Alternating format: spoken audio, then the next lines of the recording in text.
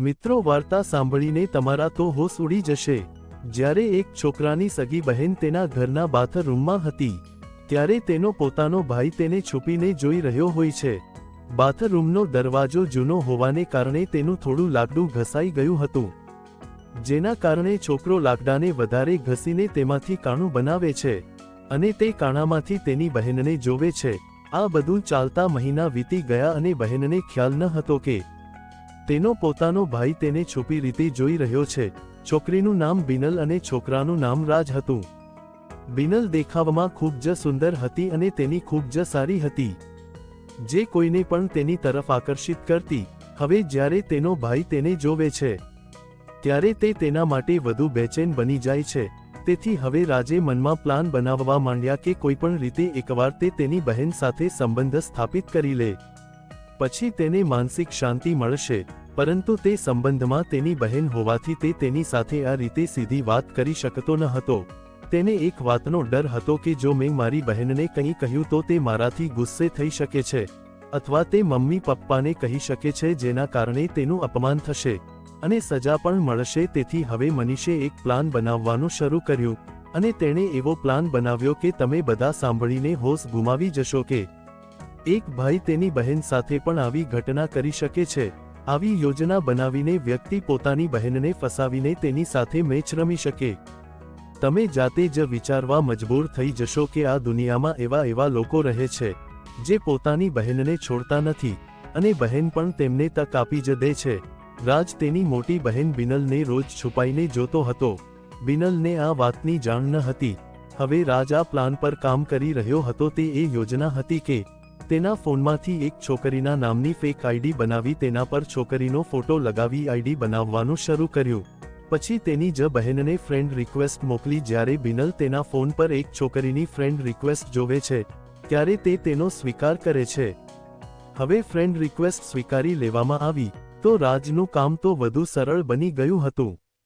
આ દરમિયાન રાજે વિનંતી મોકલી હતી, ત્યારે તે તેની બહેન સાથે નજીકતા વધારવામાં હતો। તે તેની પાસે બેસતો, હસતો અને મજાક કરતો અને જો બિનલ ક્યાંક બેઠી હશે તો તે જાણી જોઈને તેની નજીક બેસવાનો શ્રેષ્ઠ પ્રયાસ કરતો। રાજના વર્તનમાં ઘણો બદલાવ આવ્યો હતો।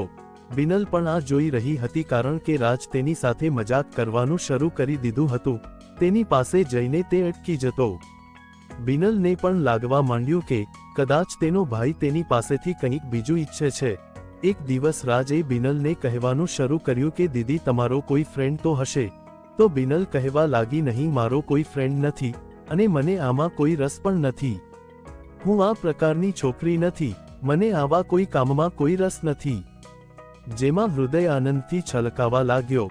હવે તે વિચારવા લાગ્યો કે જો તેનો બોયફ્રેન્ડ નથી તો તેની આંતરિક ઈચ્છાઓ જાગૃત થતી જ હશે, પરંતુ તેમ છતાં તે અજાણ્યો બાળક હોવાનો ઢોંગ કરીને કહેવા લાગ્યો કે જો કોઈ હોય તો કૃપા કરીને મને જણાવજો, હું કશું કહીશ નહીં। તમે મને તમારો શ્રેષ્ઠ મિત્ર બનાવી શકો છો। તમારો શ્રેષ્ઠ મિત્ર હોવાને કારણે તમે મને કહી શકો છો। આ સમયે એવું ન વિચારો કે હું તમારો ભાઈ છું, તમે મને તમારો મિત્ર ગણો। બિનલે કહ્યું, ના, મારો કોઈ બોયફ્રેન્ડ નથી અને મેં આ પ્રકારનું કામ ક્યારેય કર્યું નથી અને કરીશ પણ નહીં। હવે રાજ તેના પ્લાનિંગમાં વ્યસ્ત હતો અને હવે તેને છોકરીના આઈડીથી બિનલને મેસેજ કરવાનું શરૂ કર્યું। હવે તે છોકરીનો મેસેજ આવ્યો હતો એટલે બિનલે પણ મેસેજનો જવાબ આપ્યો, પરંતુ બિનલને ખબર ન હતી કે તેનો પોતાનો ભાઈ જ છોકરી હોવાનો ઢોંગ કરીને તેની સાથે વાત કરી રહ્યો છે અને ભવિષ્યમાં તેની સાથે શું થવાનું છે। છોકરી બની બિનલ સાથે વાત કરતી વખતે રાજે કહ્યું કે શું તારો કોઈ બોયફ્રેન્ડ છે? તો બિનલે ના પાડી અને કહ્યું કે મને આ બધામાં રસ નથી।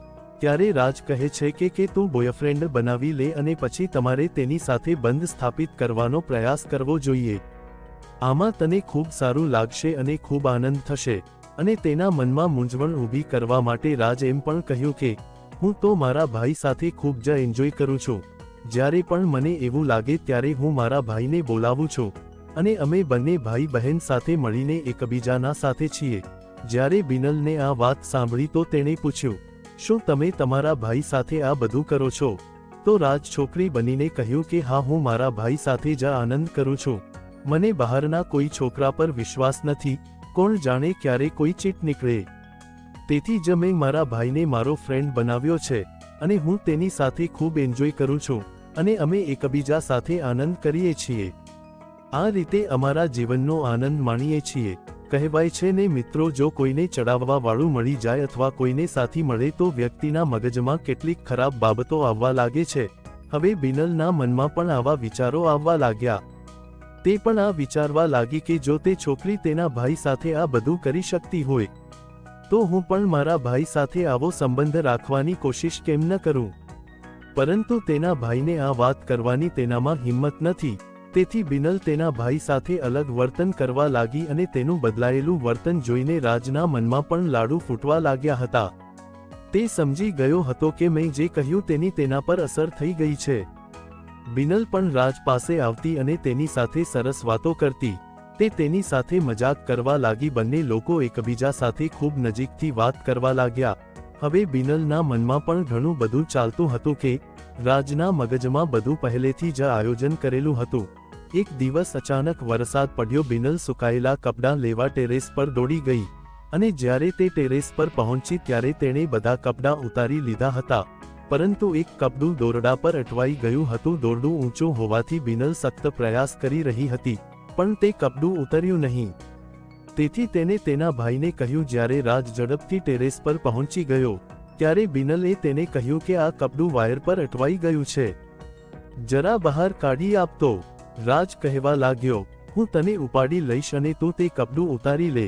પછી રાજ તક જોઈને ઝડપથી તેની બહેનને ઉપાડી લીધી અને બિનલ તે કપડાને વાયરમાંથી કાઢી નાખ્યું. હવે આ બંને ભાઈ બહેન એકબીજાની ખૂબ જ નજીક હતા. પછી રાજ બિનલને અહીંયા ત્યાં સ્પર્શ કરવા લાગ્યો અને તેની સાથે મજાક કરવા લાગ્યો. બિનલ પણ કોઈ વિરોધ કરતી ન હતી. તેણે પણ રાજનો પૂરો સાથ આપ્યો અને વરસાદમાં છત પર બે ભાઈ બહેન વચ્ચે જે ન થવું જોઈએ તે બધું થયું. દોસ્તો, હવે આ બંને ભાઈ બહેન વચ્ચે રમત શરૂ થઈ ગઈ. આ ખેલ બંધ થવાનો તો ન જ હતો. હવે આ બંને ભાઈ બહેનને જ્યારે પણ મોકો મળે ત્યારે એકબીજા એન્જોય કરતા રહેતા. મિત્રો, ભાઈએ તેની બહેન સાથે જે કર્યું તે બિલકુલ યોગ્ય કહેવાય નહીં. તો મિત્રો, આ વાર્તા કહેવાનો હેતુ કોઈની ભાવનાને ઠેસ પહોંચાડવાનો નથી. આ વાર્તા સમાજમાં એક શૈક્ષણિક સંદેશ છે. લોકોમાં જાગૃતિ ફેલાય તે માટે, સમાજને જાગૃત કરવા માટે જ છે. આવી જ વાર્તા સાંભળવા માટે ચેનલને સબસ્ક્રાઇબ અને વિડીયોને લાઇક કરજો મિત્રો. ધન્યવાદ.